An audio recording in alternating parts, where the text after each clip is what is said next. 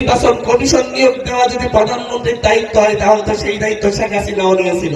এই দেশের সবকিছু যদি নির্বাচন কমিশনারও যদি ঠিক করে প্রধানমন্ত্রী, এই দেশের দুর্নীতি দমন কমিশন কারা সদস্য হবে সেটাও যদি ঠিক করে প্রধানমন্ত্রী, এই দেশের মানবাধিকার কমিশনের প্রধান কে হবে সেটাও যদি ঠিক করে প্রধানমন্ত্রী, তাহলে তো শেখ হাসিনার শাসনই ভালো ছিল।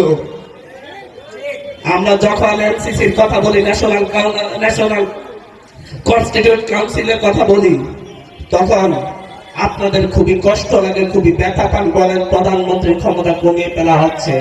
প্রধানমন্ত্রী তো প্রশাসনিক ক্ষমতা, প্রধানমন্ত্রী তো প্রশাসনিক কাজ করবে, নির্বাচন দেওয়ার দায়িত্ব তো প্রধানমন্ত্রীর না। নির্বাচন কমিশন নিয়োগ দেওয়া যদি প্রধানমন্ত্রীর দায়িত্ব হয় তাহলে তো সেই দায়িত্ব শেখ হাসিনাও নিয়েছিল।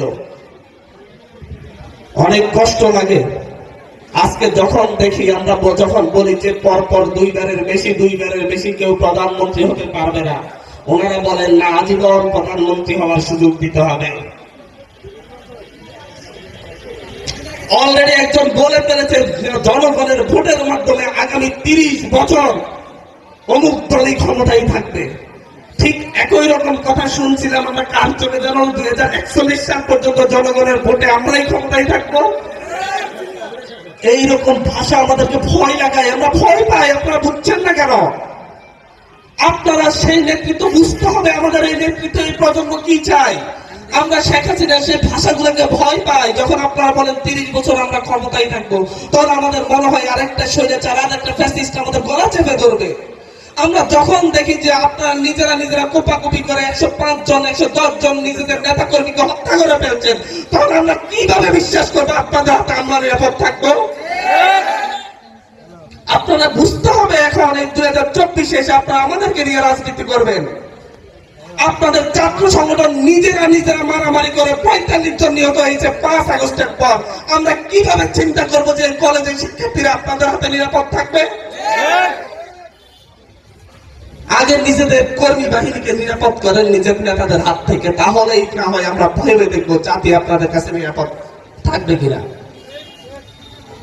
অনেক কথা বলতে হয়। আজকে আপনারা এখানে যারা সামনে আছেন তারাও শুনছেন, যারা বাজারে ঘাটে আছেন তারাও শুনছেন। বিবেককে জাগ্রত করে আপনারা শুধু সিদ্ধান্ত নেবেন। আমরা আবেগ দিয়ে রাজনীতি করতে এসেছি, আমরা আবেগের রাজনীতি করছি। আপনারা আমাদেরকে বিবেক খাটাতে বলেন না, কারণ আমরা এই আবেগ দিয়ে শেখ হাসিনার পতন করেছি। আমাদের আবেগ বলছে এই দেশকে পরিবর্তন করতে হলে দুর্নীতিবাদ, চাঁদাবাজ, এক পরিবারের রাজনীতি থেকে এই দেশকে মুক্তি দিতে হবে।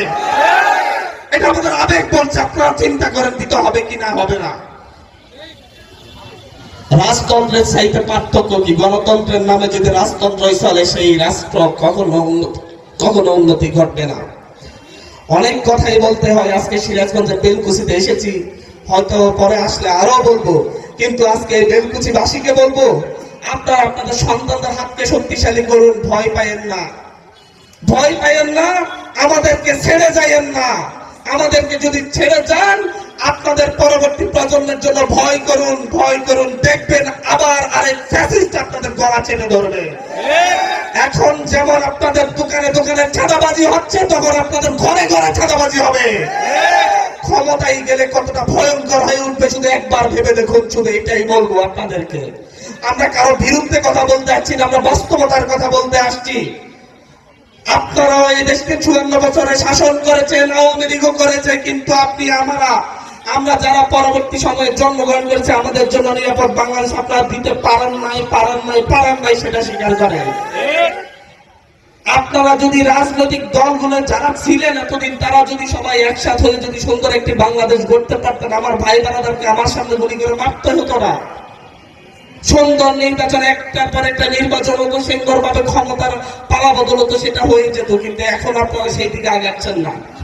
এখনো বলেন নির্বাচন কমিশন যেভাবে ছিল আগে সেভাবেই হবে, নতুন ভাবে হওয়া লাগবে না। এখনো বলেন যে অর্থ বিল, সব বিল আমরা নিজেরাই করবো, আর কিছু করা লাগবে না।